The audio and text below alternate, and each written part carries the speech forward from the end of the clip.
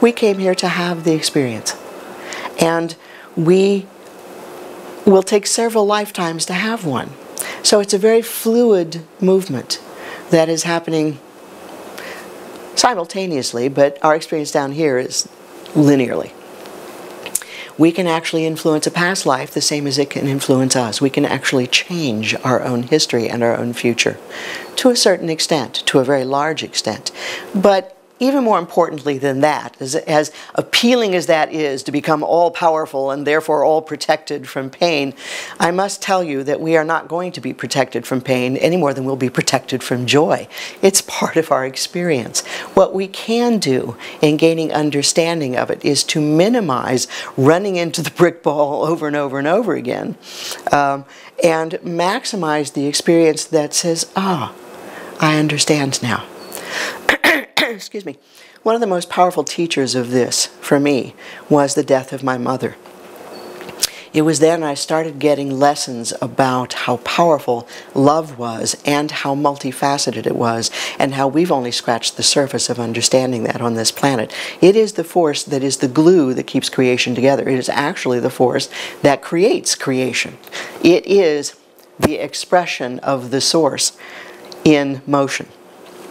So it really is the greatest force, if you will, because it is the intention of the source. That's my theological terms. But when my mother died, one of the things I found out was that I could be profoundly sad, profoundly grateful, and profoundly at peace all at the same time. I could have emotions that didn't appear to go together, and they fit together perfectly fine. It was one of the most powerful experiences in my life when all of the shoulds and aunts in my brain and how I was supposed to be dealing with things and all of this disappeared, because the experience was so intense for me that there wasn't any room for them. And in that stillness was an experience of the nature of love and of the nature of relationship and of the nature of my own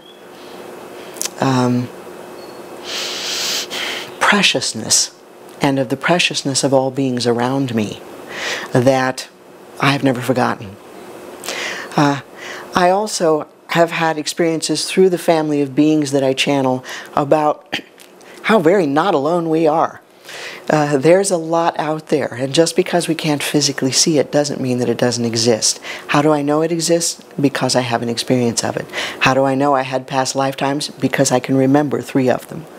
Snapshots of them. Just like you have snapshots from your childhood here or some part of your life, I have snapshots of those that came part and parcel with me. I can't explain them. My understanding is those were mine. They feel like mine. So I'm not one that tends to embrace personal dogma any more than I do theological dogma. I'm open to interpretations. I respect interpretations that people have. But I ultimately find that my own experience of something is the best proof for me. Even as I continue to have more experiences and my understanding changes and grows, and therefore a later interpretation of something might be a little different than an earlier interpretation. Nevertheless, for me, it's all part of the truth of my experience. There are certain things which have stayed throughout that my teachers have told me, and I've made covenant cards about those. There are certain metaphysics that seem to work very well on this planet. One of them, one of the most powerful for me, was the one that said, love is not in competition or in contradiction with itself. It does not require sacrifice of one component of creation in order to nourish another component of creation, no matter how it may appear. And for me, that gave permission to acknowledge that all of life is precious, and there isn't anything or anyone that has the right to be sacrificed or even self-sacrifice in order to benefit another. That's not to say that we don't have delayed gratifications, or we don't rework our plans, or we don't decide that it is more meaningful for us in a given moment to give to someone else than it is to keep something to ourselves. That's all part of our experience. And the love will naturally come out of us the same as breath does. If you take something in, if you take the love in, just like your breath, You must exhale. Your body requires it. And the nature of love requires that it's something that's shared. It's nothing that we have to learn. The only problem with love is that we have to address what we place in the way that interferes with it.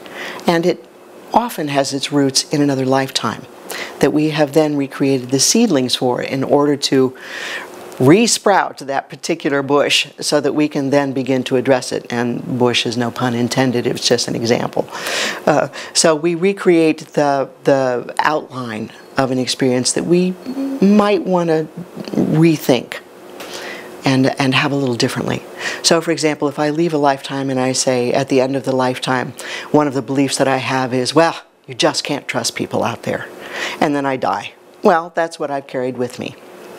That's not necessarily what my soul wants to, carry on with as a reality.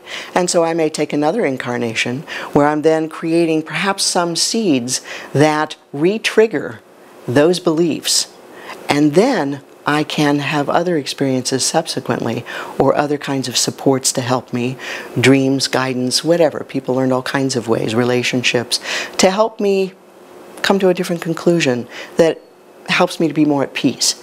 And that, for me, is really the signal of when I'm encountering a truth, is I am at peace with it. It feels appropriate in my gut. So I use intuition a lot, as well as logic. And when I work with people, I very, very much want to help them develop their own as well. I think of it as a natural ability that we simply have trained out of us, because our culture has not embraced it and validated it. But it is possible to train it just like you train your muscles. So, not everybody has equal weight, mind you. I can sing in the shower, it doesn't make me an opera singer. So there are people that, everyone has functional intuitive abilities. Not everyone's going to go be a famous channel somewhere, or whatever they're going to do. Talk to people who've crossed over, such as a friend of mine does that's a medium. But their intuition will, at the very least, serve them personally, and probably serve many people around them.